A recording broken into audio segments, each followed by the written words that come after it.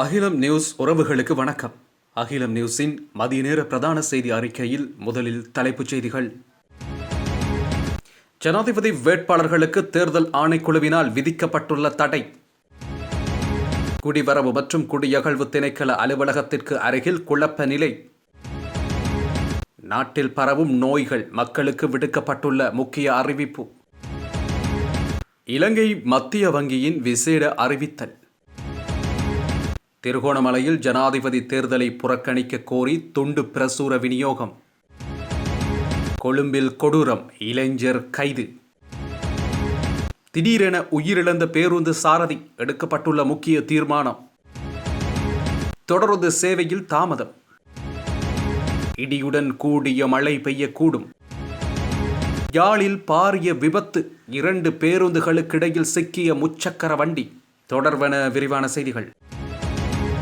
ஜனாதிபதி தேர்தல் நடைபெறவுள்ள நிலையில் வேட்பாளர்களுக்கு அரசு செலவில் விமானப்படை, உலங்கு வானூர்திகள் அல்லது விமானங்களை பயன்படுத்த தடை விதிக்கப்பட்டுள்ளது. தேர்தல் கூட்டங்கள் மற்றும் பிரச்சார நடவடிக்கைகளுக்காக அதனை பயன்படுத்த முடியாதென தேர்தல் ஆணைக்குழு அறிவித்துள்ளது. இது தொடர்பில் தேர்தல்கள் ஆணைக்குழுவின் தலைவர் ஆனந்த ரத்நாயக தெரிவிக்கையில், அரச விமானங்களை தேர்தல் பணிகளுக்கு பயன்படுத்தினால் அதற்கு பணம் கொடுக்க வேண்டும். எவ்வாறாயினும் ஏனைய தேர்தல் அல்லாத உத்தியோகபூர்வ நடவடிக்கைகளுக்கு விமானங்களை பெற்றுக்கொள்ளக்கூடிய நபர்கள் அரசாங்க விமானங்களை பயன்படுத்துவதற்கு எந்த தடையும் இல்லை எனவும் தெரிவித்துள்ளார். இதேவேளை அரசு பேருந்துகள் மற்றும் தொடருந்துகளை தேர்தல் பணிகளுக்காக பயன்படுத்தினால் அதற்கும் பணம் செலுத்தி பற்றுச்சீட்டுகளை பெற்றுக்கொள்ள வேண்டும் என தேர்தல் ஆணைக்குழு தெரிவித்துள்ளது. இதற்கமைய அரசாங்க சொத்துக்களை தேர்தல் பணிகளுக்கு பயன்படுத்துதல் தொடர்பில் கிடைக்கப்பெற்ற முறைப்பாடுகள் தொடர்பில் உடனடியாக நடவடிக்கை எடுக்குமாறு அனைத்து மாவட்ட தேர்தல் அதிகாரிகளுக்கும் தேர்தல்கள் ஆணைக்குழு அறிவித்துள்ளது. இம்முறை தேர்தல் தொடர்பில் 1000க்கும் அதிகமான முறைப்பாடுகள் கிடைக்கப்பெற்றுள்ளமையும் குறிப்பிடத்தக்கது.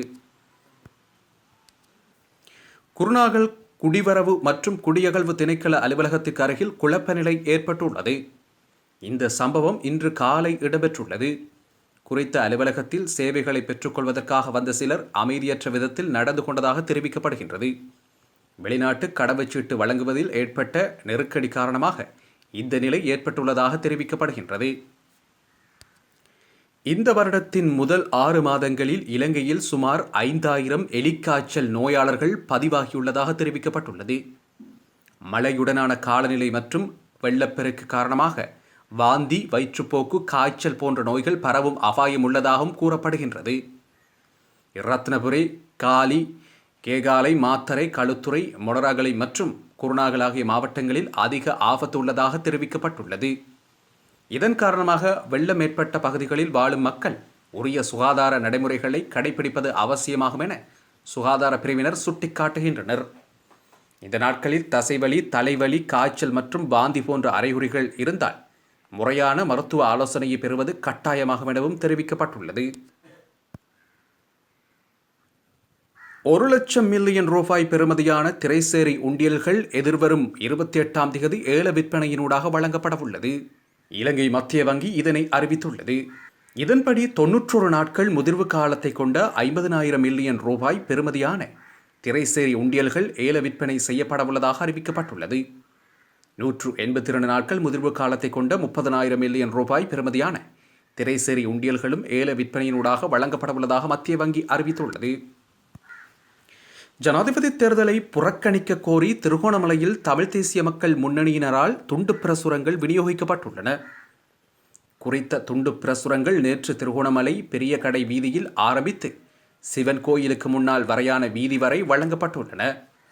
இதில் தமிழ் தேசிய மக்கள் முன்னணியின் நாடாளுமன்ற உறுப்பினர் செல்வராஜா கஜேந்திரன், திருகோணமலை மாவட்ட அமைப்பாளர், மாவட்ட செயலாளர் உட்பட கட்சி ஆதரவாளர்கள் என பலர் கலந்து கொண்டு மக்களுக்கு வீதி வழியாக துண்டு பிரசுரங்களை வழங்கி வைத்தனர். இதன்போது ஊடகங்களுக்கு கருத்து வெளியிட்ட குறித்த கட்சியின் மாவட்ட செயலாளர் ஸ்ரீ பிரசாந்த், தமிழ் மக்கள் இம்முறை ஜனாதிபதி தேர்தலை புறக்கணிக்க வேண்டுமெனவும் பொது வேட்பாளர் என்பது வெறும் கண்துடைப்பெனவும் தெரிவித்துள்ளார். மேலும் 13ஆம் திருத்தத்துக்கு ஆதரவளித்தோரே பொது வேட்பாளருக்கு பின்னால் நிற்கின்றனர் எனவும் ஒற்றை ஆட்சி முறையில்லாமல் ஆக்கப்பட்டு சமஷ்டி ஆட்சியை கொண்டு வரும் வரை தமிழ் மக்கள் தேர்தலை புறக்கணிக்க வேண்டும் எனவும் அவர் தெரிவித்துள்ளார். கொழும்பு மருதானை தேவநம்பியதிஸ்ஸ மாவட்டத்தில் நபரொருவர் அடித்து கொலை செய்யப்பட்டுள்ளதாக மருதானை போலீசார் தெரிவித்தனர். இந்த கொலை சம்பவம் நேற்று இரவு இடம்பெற்றுள்ளது. சம்பவத்தில் 44 வயதுடைய நபரொருவரே இவ்வாறு கொலை செய்யப்பட்டுள்ளார். கொலை செய்யப்பட்டவருக்கும் இளைஞர் ஒருவருக்கும் இடையில் ஏற்பட்ட தனிப்பட்ட தகராறு காரணமாக கொலை இடம்பெற்றுள்ளதாக போலீசார் தெரிவித்தனர். இதனையடுத்து காயமடைந்தவர் கொழும்பு தேசிய வைத்தியசாலையில் அனுமதிக்கப்பட்ட பின்னர் உயிரிழந்துள்ளார். கொலை சம்பவம் தொடர்பில் வெளிமடை பிரதேசத்தைச் சேர்ந்த 19 வயதுடைய இளைஞர் ஒருவர் கைது செய்யப்பட்டுள்ளதாக போலீசார் தெரிவித்தனர்.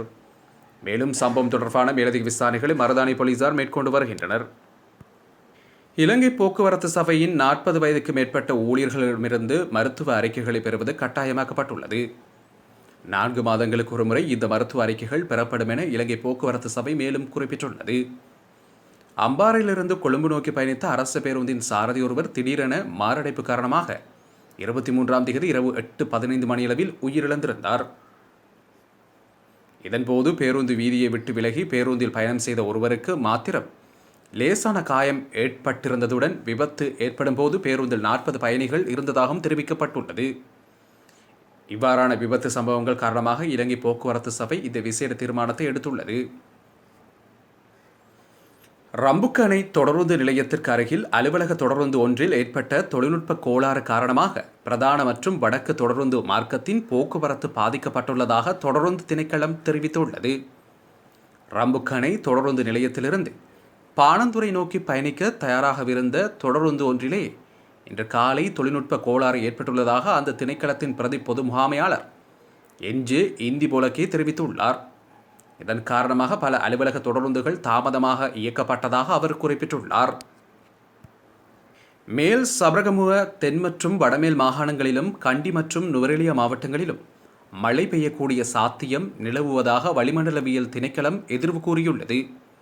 வளிமண்டலவியல் திணைக்களம் வெளியிட்டுள்ள புதுப்பிக்கப்பட்ட அறிக்கையில் இந்த விடயம் தெரிவிக்கப்பட்டுள்ளது. இதன்படி பதுளை, அம்பாறை மற்றும் மட்டக்களப்பு மாவட்டங்களின் சில இடங்களில் மாலை அல்லது இரவு வேளைகளில் இடியுடன் கூடிய மழை பெய்யக்கூடும் என குறித்த அறிக்கையில் தெரிவிக்கப்பட்டுள்ளது. அதே நேரம் வடக்கு, வடமத்திய மற்றும் வடமேல் மாகாணங்களிலும் ஹம்பாந்தோட்டை மற்றும் திருகோணமலை மாவட்டங்களிலும் இடைக்கிடையே மடத்தியாலத்துக்கு 30 முதல் 40 கிலோமீட்டர் வரையான வேகத்தில் காற்று வீசக்கூடும் என வளிமண்டலவியல் திணைக்களம் தெரிவித்துள்ளது. யாழ்ப்பாணம் ஆரியகுளம் பகுதியில் 3 வாகனங்கள் மோதி பாரிய விபத்தொன்று இடம்பெற்றுள்ளது. ஆரியகுளம் தொடருந்து தண்டவாளம் பகுதியில் இன்று காலை 10:10 மணியளவில் இந்த விபத்து இடம்பெற்றுள்ளதாக தெரிவிக்கப்படுகின்றது. இதன்போது வயாவிலானிலிருந்து யாழ்ப்பாணம் நோக்கி வந்த பேருந்து, தென்னிலங்கை சுற்றுலா பயணிகளின் பேருந்து மற்றும் முச்சக்கர வண்டி ஆகியனவே இவ்வாறு விபத்துக்குள்ளாகியுள்ளன. 3 வாகனங்களை ஒன்றையொன்று முந்திச் செல்ல முற்பட்ட வேளை குறித்த விபத்து ஏற்பட்டுள்ளது. இதன்போது 2 பேருந்துகளுக்கும் இடையில் முச்சக்கர வண்டி சிக்கியுள்ளமை குறிப்பிடத்தக்கது. இத்துடன் அகிலம் நியூஸின் மதிய நேர பிரதான செய்திகள் நிறைவுக்கு வருகின்றது. இலங்கையின் பிரதான செய்திகளை அறிந்து கொள்ள அகிலம் நியூஸுடன் என்று இணைந்திருங்கள். நன்றி, வணக்கம்.